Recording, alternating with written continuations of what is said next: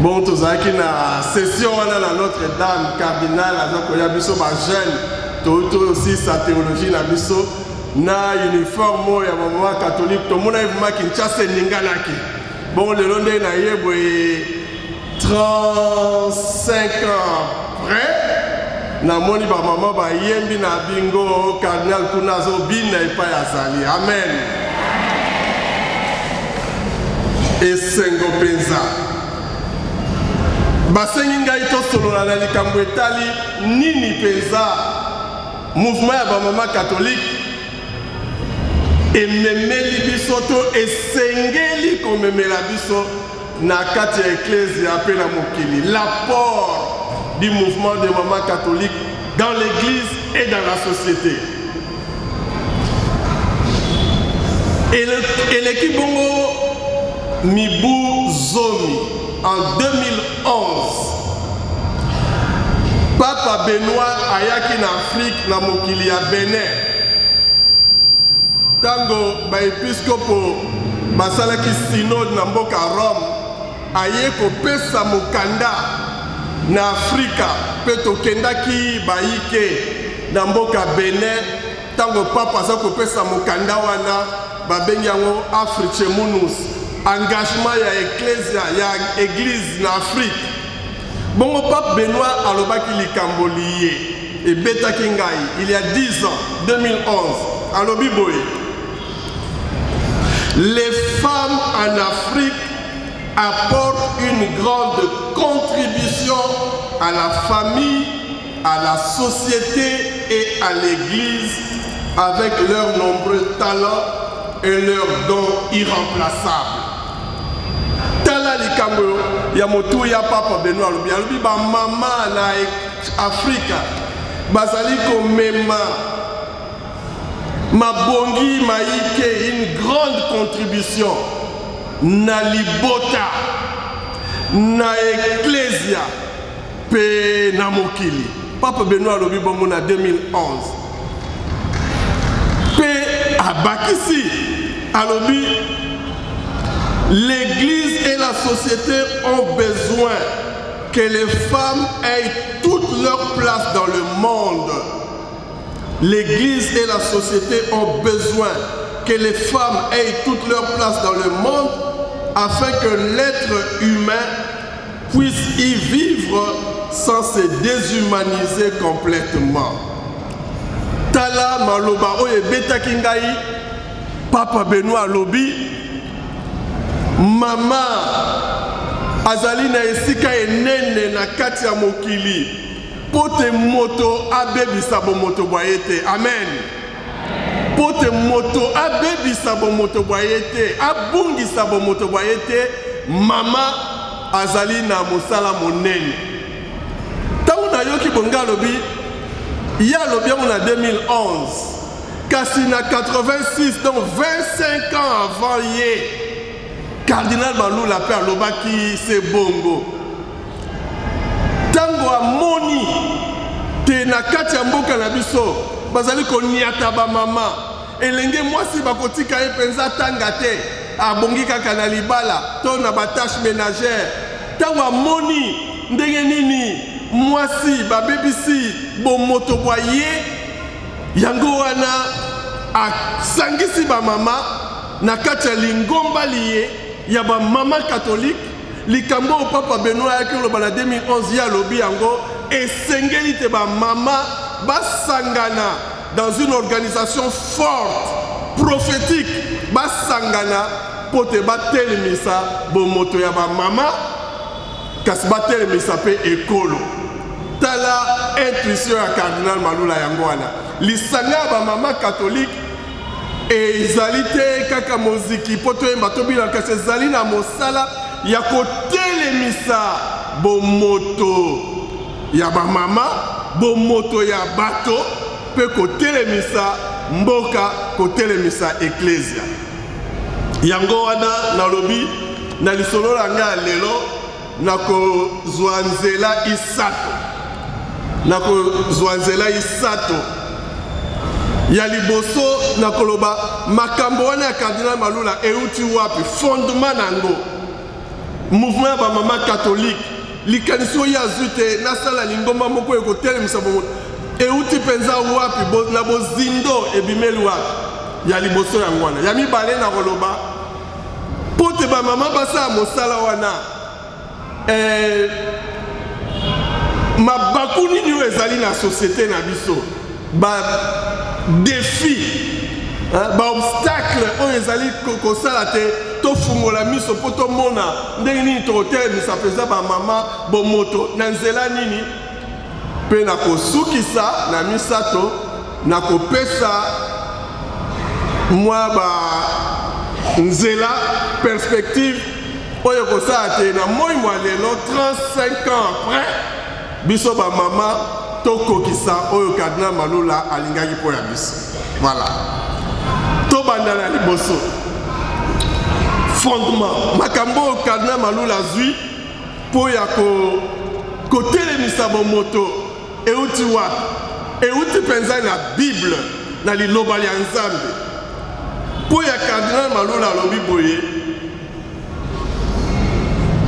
La femme, toute femme, tout comme l'homme, est appelé à devenir enfant de Dieu. Maman azali abengami azala mwana wa Nzambe liboso mpona nini pamba te akelemi na elili ya Nzambe na Genèse 1:26 eloko ya bozindo yango wana elle est créée à l'image et à la ressemblance de Dieu.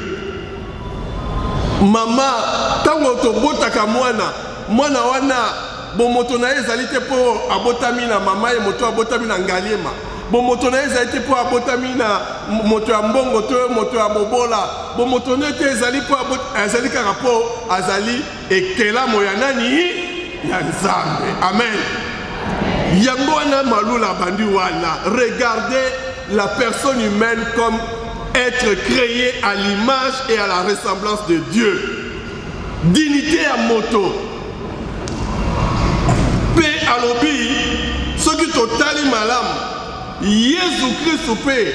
A kokisi makambo wana. Na société na ye. To mona ka na société na ye basali kotala pesa ba mama te.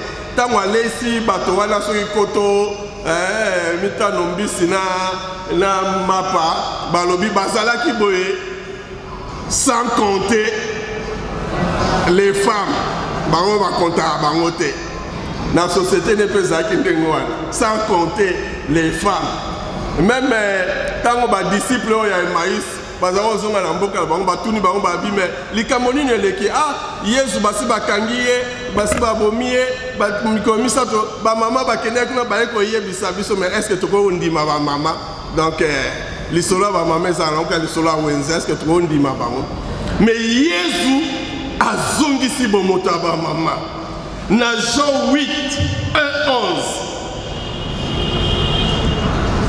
11 na Matthieu 28 9 10 na femme adultère baye po ba bambaye mabanga Yesu lobi o na kati na bino ba papa bozali anano asali mabet abam to na nini boye na Matthieu 28 9 10 atindi mosala ba mama.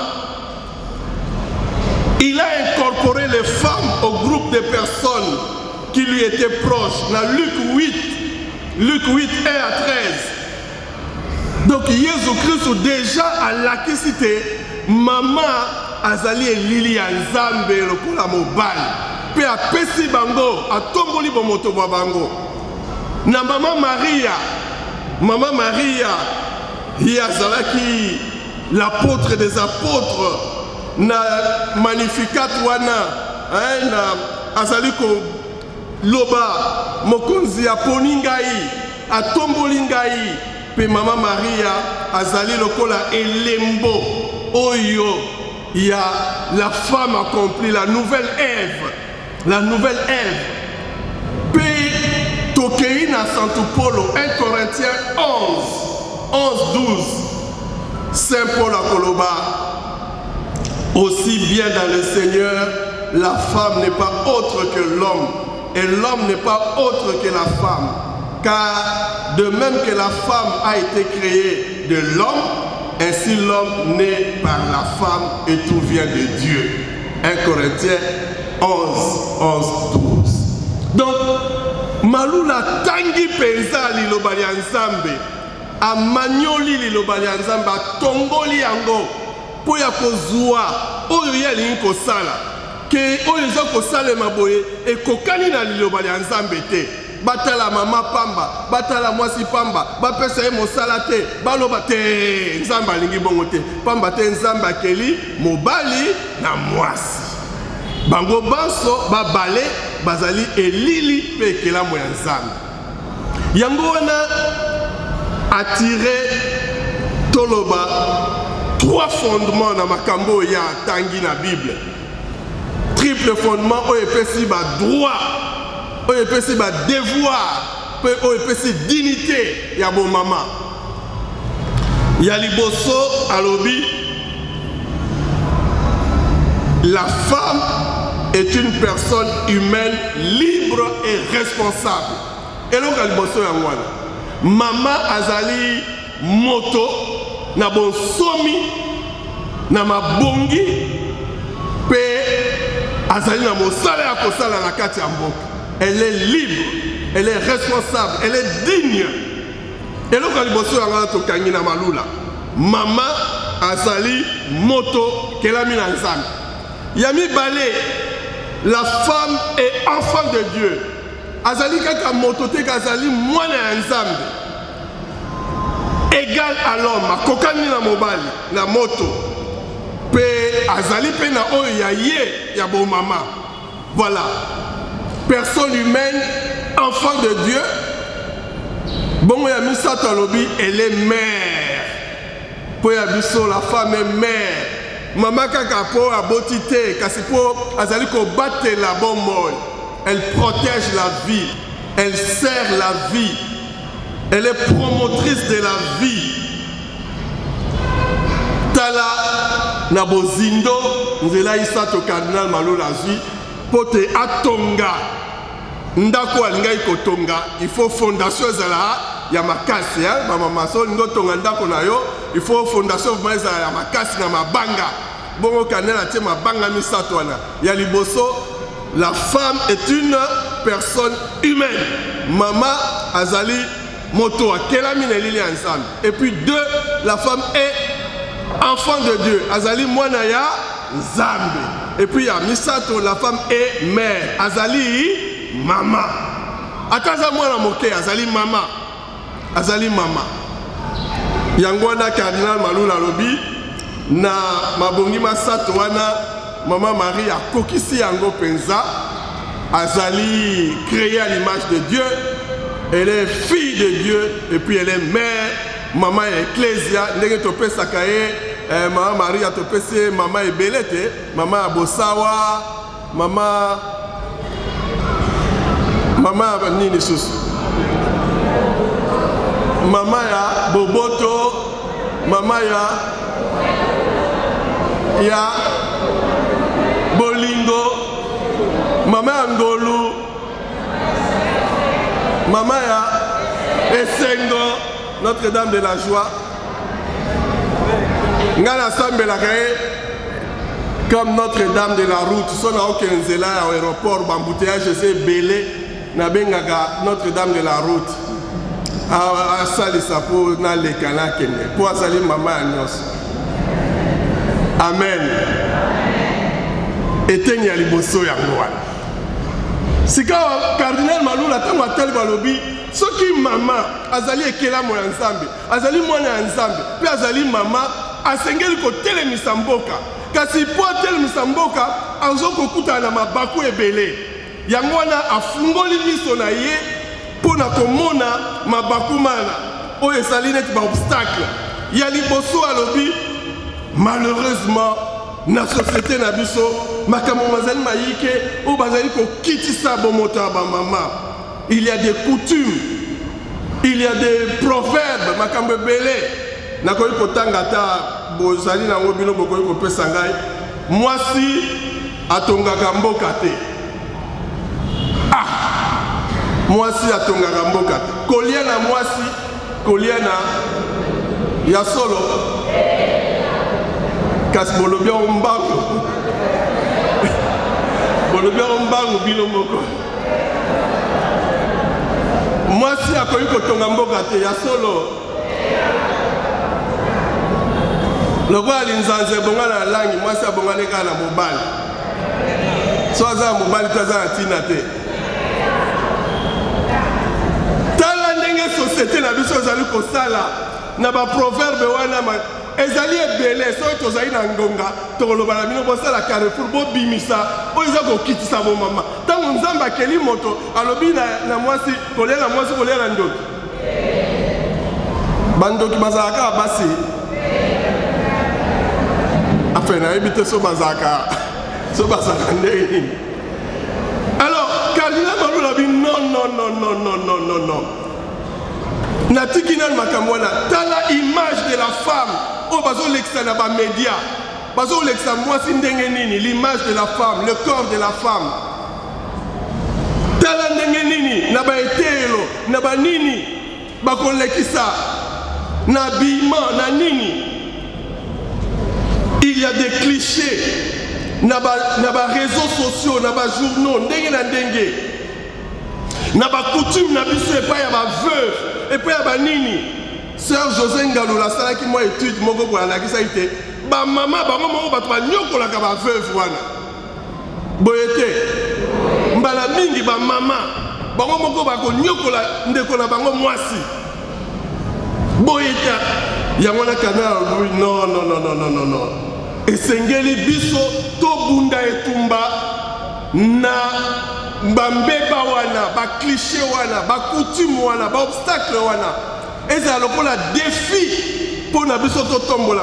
Alors, il faut qu'on conscientise ba maman devant ba défi wana. Il faut que ba maman bazwa ma yele.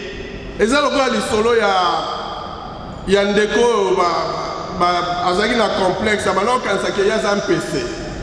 Ndeko moko bazali tonyo soko yebisa ko finga ya za mpese. Soko akomaki soko amoni soso mona kimi.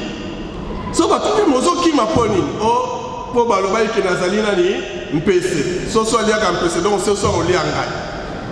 Soko amonika mpese akimi. Te balobi mais non. To salisa ye babengi ye basalisi ye bapese maté balobi oza mpese to zali nani moto. Soko moni soso ko kima lisusu te. Andimi. Ko kima lisusu te andimi naza moto. Ale batiki abimi abani otambola. Amoni soso liboso ye wana kimi. Oh, babi meto yebisaki yo kimi poni. Abi tengana yebike na za moto. Bon soso kwa yebike na za moto. Lem soso akanisi ke na za kaka mpese. Omoni donc conscience wana est-ce que ba maman ba moko ba yebite bazali ekelamu ya Nzambe bazali bana ya Nzambe bazali il faut faire conscience aux mamans. Amen. Sinon te ba dozala kaka ate ba mibali faut ba changer ba papa bon biso moko ba mama.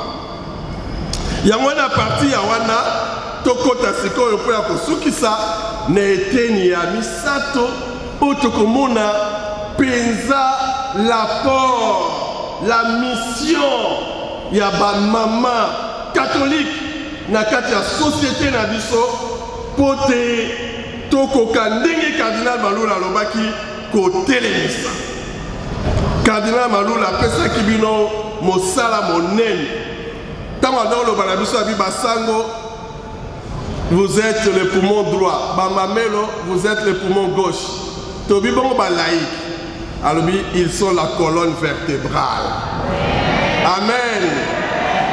Donc ceux qui n'a pas maka na banganga Nzambe na pas maka na ba mamelo kasi na telemaka na bokasi ya banani bon bino ba mama bozali colonne vertébrale ya ecclesia pe ya mboka.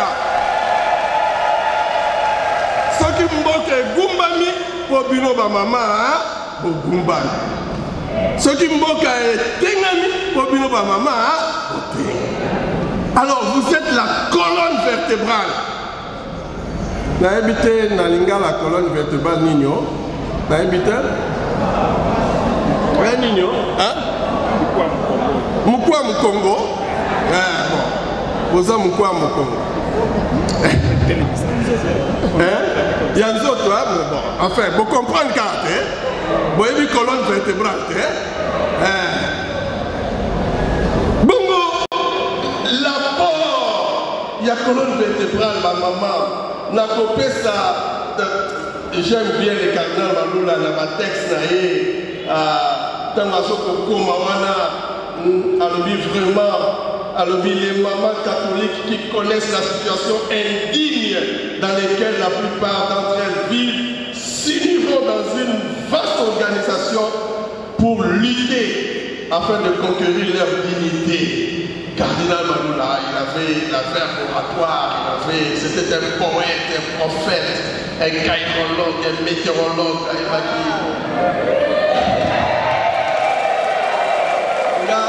y a la cathédrale Notre-Dame. Tant que ça y va dans le quai, tous ceux qui ont la cardinal Malula, ceux qui ont l'oba, la paroisse, ceux qui ont l'oba, et l'oba, le moment, la mise sur la taille pour la zone d'Anda. Alors, cardinal a limité le mouvement des mamans catholiques. Basangana et si ka oyo na kati ya mboka bazali ko niata bo moto ya moto bakoka ko dénoncer bakoka ko telemisa bakoka ko kanga miso te baloba ezala kana ngoka ndenge wana ezala kaka ndenge wana non. Alors ils doivent annoncer le coup la Marie a annoncé le vrai Dieu, le Dieu du Magnificat qui élève les humbles et qui abaisse les puissants.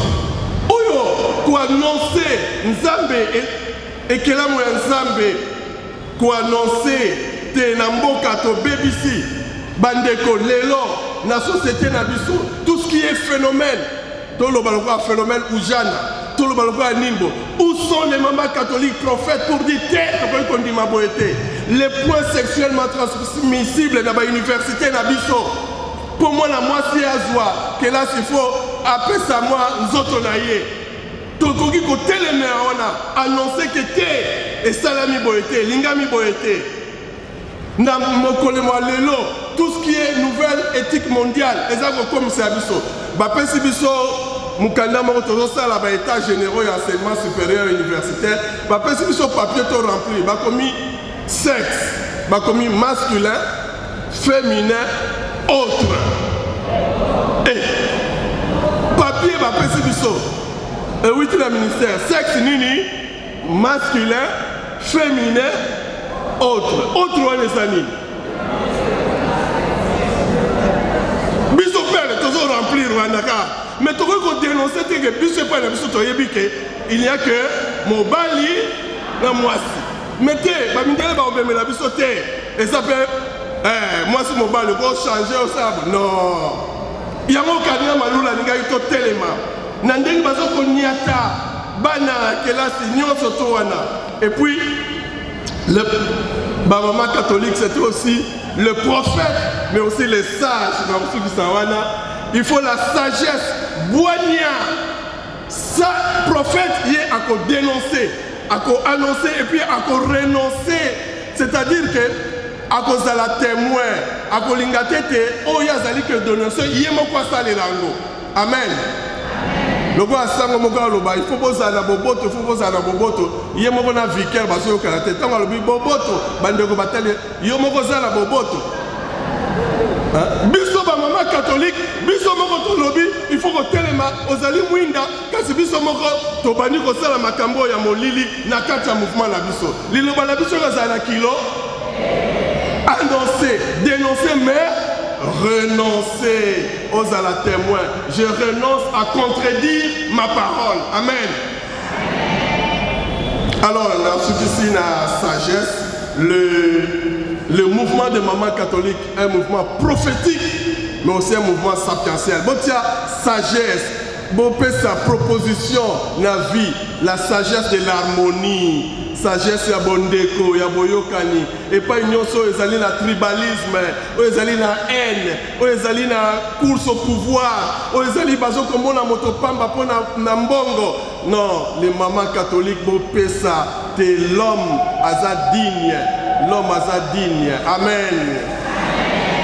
Tokoyi ko bongisa bomo ina biso dans l'harmonie. Netili CCO ya soso abotaki maki. Attends, le léopard. Léopard a le problème, il y a un bundisi lion. Mais ou bien l'ingité, ou bien. Nous avons te pose un makino, il faut qu'à bitumbe zala. Ndambo maki ko pasuka, mais ndambo maki osanini et gobi. Soso habité, ndanga la pose un maki la gagnos.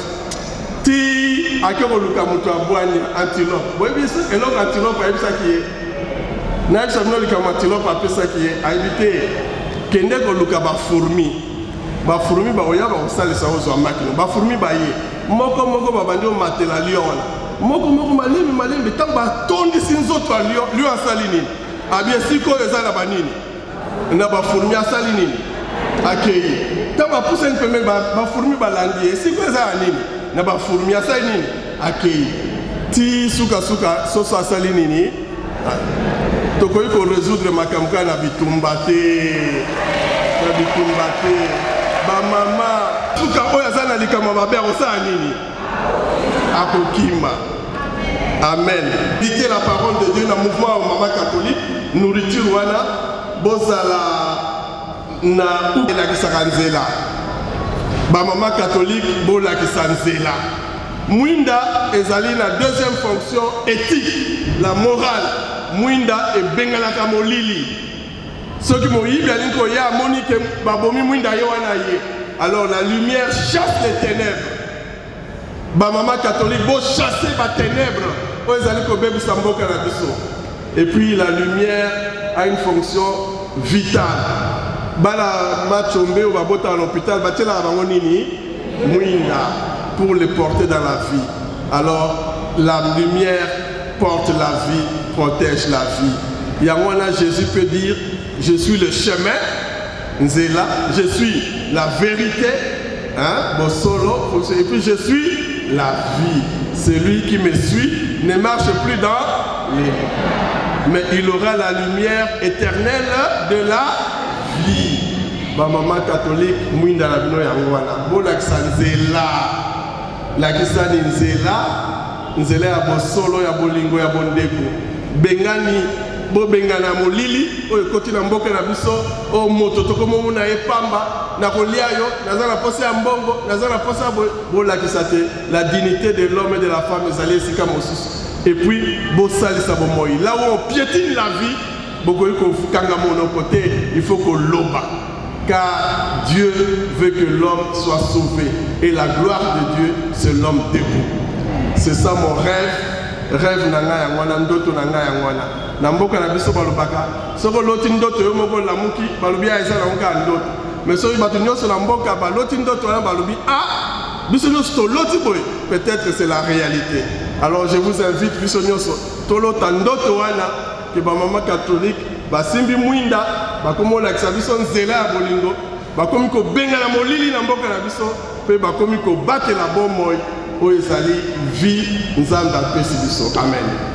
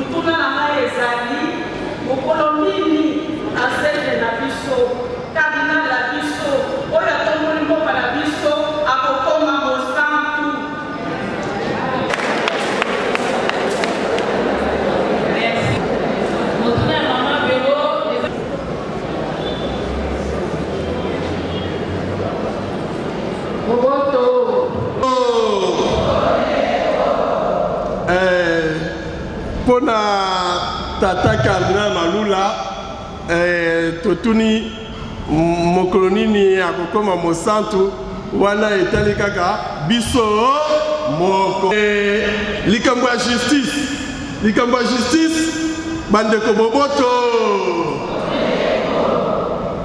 eloko oya motuya nga na moni cardinal Malula lobela biso lobi bozali colonne vertébrale. Donc ceux qui botelengui ba mama, ceux qui botelengui bobite, li kambo biso to ko ndima yangote, li kambo yo biso to ko la pongite, li kambo yo biso to sengel ko fungola miso. Na kanisi la voix prophétique de maman peut réussir à transformer la société. Nga nazongiseli bino nde nazongiseli bino nde nini nazongiseli bino po makambo oyo eza koleka ata na este kuna ata na banini kuna bana oyo bazali to kozwa monduki bazali to koboma bazali to souvent komona ce sont des gens qui n'ont pas reçu l'amour dans la famille. Amen. Esengeli na biso ba mama tokoka kotika kaka ateli kambo boye ezali koleka boye tolobi eza na oka ndenge wana. Napesa exemple na domaine mosusu bolimbisa ngai napesa ki likambo oyo bamindele bazoyela biso makambo na bango nini twa mais likambo par exemple ya tobengata ya homosexualité to aboye okomona bazondima dot ya ndeko mwasi azobala nandi ayobala ye ndeko mosusu ya mwasi otuni mama nasala nini mwana ye moko alingi ekomi nanu te epai na biso ndeko mobali bazobaye mpe bapesi biso mbongo mpe tosangani tozwa mais soki biso totelemeli yango tobi te biso na ndenge na biso ya mwinda na biso tozwi tokoki kozwa boye te likambo ya justice mpe ezali ndenge wana tokei na état de siège te toni état nini misela be nzambe akotika ye te tosambela kaka na binini babimesela be nzambe akotika ye te tosala nini tosambela kaka bamama tosukaka bongo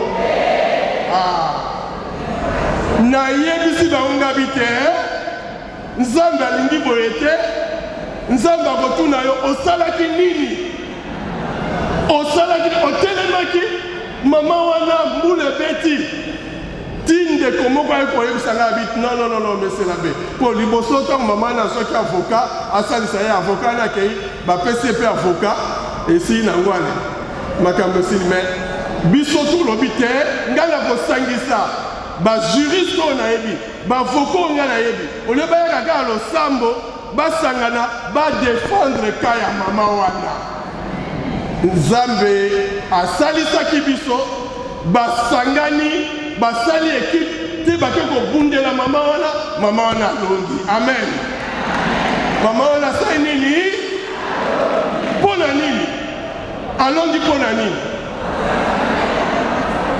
alongi mpo nini justice na mboka na biso il faut totelema so totelemi te tozolela kaka eloko moko te kosalema nous devons nous mettre debout et défendre les causes oyo eza ya justice nakoki kolala pongi te amen. Et l'éducation, l'école, c'est un grand défi. Maman, merci. Nakanisi, une des missions de maman catholique au Kobimana, na colloque il y a 35 ans, et Zanengwana. Sango Mokonzi, na biso la paroisse Notre-Dame, Père avec lui Mato, Zaki Mondela, Bano le Banabiso, Bino Kaka Maloba, Mboumate. Biloka maloba mbouma te na sengeli komona mbouma. Alors donc aujourd'hui c'est vrai ba école na biso ekomi na ba niveau toza komona etumbeza makasi boye mais to sengeli ko sala makasi pote à la fois ceux qui toza na ba recommandation ya kopesa toza na coordination ya ba école catholique. Nous avons la coordination avec l'école conventionnelle, coordination avec l'école privée catholique. Biso ba mama, eza l'école na biso. Ceux qui ont sali pe o ya biso mokanda, to komeli episcopo na biso, tala biso ba mama, tozo ko mona boye na l'école na biso, to lingi yango te, e bengami l'école catholique, et sengali ko telema, e ko tambola ndenge wana te. Nakanisi papa Canel a kozwa. Responsable moi je suis à l'université n'a pas une azali kuna tozali ko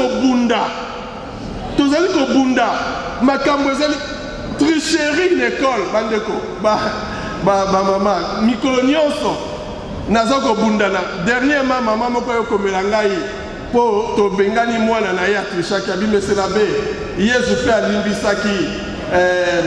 alimbisaki moyibi na kuruze limbisa kaka mwana mosusu akomeli ngai abimesela be mwasi wana bayaki babame mabanga kasi yesu alimbisaka nalobi me soki nalimbisi nakobengana so mutu te soki nalimbisi ekomi naoka ndenge wana ndeko moko oyo akangaki tricheur bakomi kobenga ye demo po oyo akangi tricheur tala nde mboka banti valeur oyo tolobi yango wana o ezalaka nango kaka ndenge wana mesela be te ezalaka bongo te bino mpe bamama kote ya bana kosalisa ekolo na biso ezala te ke ekole na biso ekomi boyeboyeboye po tovani non nous devons nous mettre debout et là où nous pouvons arranger nous devons arranger ata tochanger mokili te kasi tokochange ata eloko moko.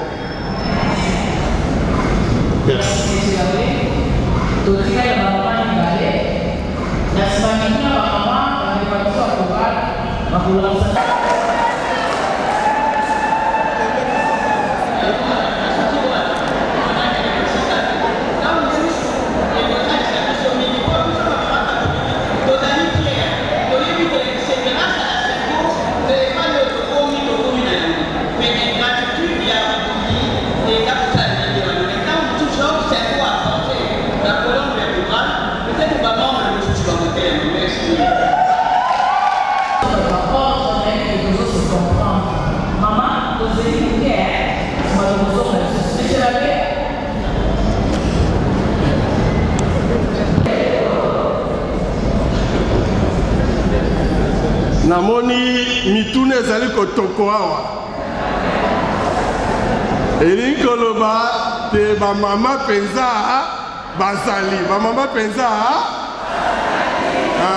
eliki alange eza wana po soki po bino bato bobokolaka biso soki mama alakisi yo nzela nakanisi ata tokomi mikolo tolobaka nga mama banda olobela ngai ndenge wana. Alors merci pour na sensibilisation osengi na bamitu ya train. Papa omoni azali awazali pe curé ya paroisse ayoki nakanisi na conseil presbytéral toyoki division esengeli kozala te epai na biso. Un royaume divisé ezali affaibli. Ozala na renouveau, ozala maman catholique, ozala na famille chrétienne, ozala na nini biso baso tozali bana ba ecclesia se moko. Alors donc ceux qui compréhension ezali te tokomi lokwa koyokana te ezali malamu te.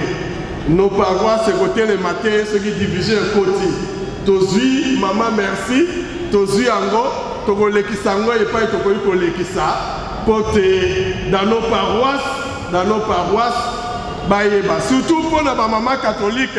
Je crois que le problème est à Kawana. Ngaza maman légionnaire. Ngaza nanga maman la famille chrétienne. Oh, mais aux alliés catholiques, aux catholiques. Aux alliés catholiques. C'est ça l'originalité à Cardinal Maloula Yangoana. Ba maman bisika biso bozali ko rayonner boye ko kutana comme maman catholique. Et nous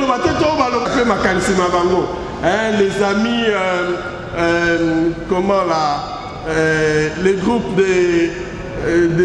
comment on appelle ça,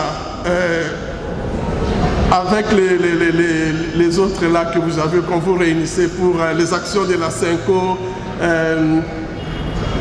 Théophile, le groupe Théophile, ma maman va na kati, bazo pesa makanisi po ya kosalisa ya nini.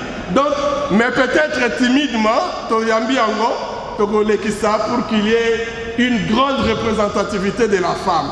Mais nasukisi nanga na osenga tolela te maloba te mbuma. Maman limusanga nasukisa na ndoto na ndoto mona ndoto pour ma maman à Saint-Augustin tant na le jeune né à Saint ya reine des apôtres bayebi ke na lota ndoto kala na lota indoto na beta yango mingi eyaki le 17 mai na 1997 na loti ndoto ntango wana afdel akoti na loti ndoto namoni bato bazokende pa ya nzambe ezalaki bato ya ngola bake pa ya nzambe bato ya mboko ya Tchétchénie kuna mpe baye nzambe biso bitumba mpo mboka bitumba esila etikali mikolo boni alobi na bango bino 5 ans baleli aye namoni mpe biso bakongole nde naomona bino botoye pa nzambe biso tala bitumba ezali na 97 etikali mikolo boni mpo bitumba esila boyebi bambula nzambe akatelaki biso nayebisa bino toyebisi nzambe biso na Congo mpo bitumba esila mpo pasi esila etikali mbula boni nzambe atali biso totali nzambe atali biso totali nzambe bolingi nayebisa bino bambula alobaki totali nzambe botobi awa ngola azwi 3 ans baleli Tchétchénie 5 ans biso tozwa boni totali nzambe atali biso tobi me pasi awa ekosila mikolo nini tala boye tozolela nzambe atali biso boyebi bambula akatelaki biso nayebisa bino bolingi vraimen nayebisa bino alors ntango totuni ye boye nzambe atali biso bandeko nzambe aleli mpenza nzambe aleli alobi no bino bato ya Congo bokoki koya kotuna te mpo napesi bino nyonso soki bolingi ke bitumba esila lobi bino soki bolingi bitumba esila 2 ans bino kaka bamisusu akateli bango bambula kasi bino te nzambe aleli ntina lamukaki na ndoto na ngai natikaki kaka nzambe aolela alors yango wana sikoyo natuni bino depuis 97 wana ongai alotaki ndoto natikaki nzambe aolela bitumba esili na mboka na biso seke nzambe aosala nini est-ce que bamama catholique na 35 ans no bondimi bolongola mai ya miso ya nzambe bondimi bozala colonne vertébrale mpo nzambe atika kolela alors ezala maloba te kasi ezala nini bamama tolandi mituna na biso nyonso akoki korépondre biso apse balobi tosuka kaka wana te to annoncer et puis to renoncer biloko misatu wana alors tozwi ntango monsieur l'abbé journée na eza molai makambo mingi miso esengeli pour les 35 ans du mouvement des mamans catholiques, un mouvement créé par le cardinal Malula qui voulait une vaste organisation de mamans catholiques pour apporter leur contribution à la libération de la femme, mais aussi à la transformation de la société. Alors 35 ans après, ça nous a permis de revisiter les fondements de ce mouvement. Et le cardinal Malula se fonde vraiment sur l'écriture sainte où l'homme est créé à l'image et à la ressemblance de Dieu. Cela donne une dignité à la personne humaine, homme et femme. Et la femme est aussi enfant de Dieu, elle est mère, elle protège la vie, elle sert la vie et elle promeut la vie. Alors, mais il y a des obstacles aujourd'hui par rapport à la dignité de la femme. Nous connaissons des genres de proverbes, moi c'est Tongarambo Kate, Koliana Mwasi, Koliana Ndoki. Alors il fallait conscientiser les femmes pour qu'elles soient elles-mêmes actrices de la libération de la femme et vraiment engagées dans la transformation de la société. Enfin, nous avons montré l'apport incontournable des femmes pour la bonne marche de la société dans la mission prophétique. Les femmes doivent dénoncer tout ce qui tue la vie, courbe la vie, toutes les violences et les violations faites à la femme, mais aussi annoncer le vrai Dieu, le Dieu d'amour, et elles-mêmes devenir des témoins, c'est-à-dire renoncer à contredire leur message. Et enfin, nous avons indiqué la voie de la sagesse pour que les femmes apportent, mues par leur engagement pour la transformation de la société, apportent leur contribution, soit peu dans le domaine de la justice, de l'éducation, la femme comme éducatrice, mais aussi dans l'harmonie de vivre ensemble, le bien vivre ensemble, une société où il fait beau vivre ensemble. Donc voilà, nous souhaitons vraiment une belle célébration des 35 ans pour le mouvement des mamans catholiques. Et comme voulait le cardinal Malula, que les mamans catholiques soient lumière dans la société, la lumière qui indique le chemin, la lumière qui chasse les ténèbres et la lumière qui sert la vie et qui apporte la vie.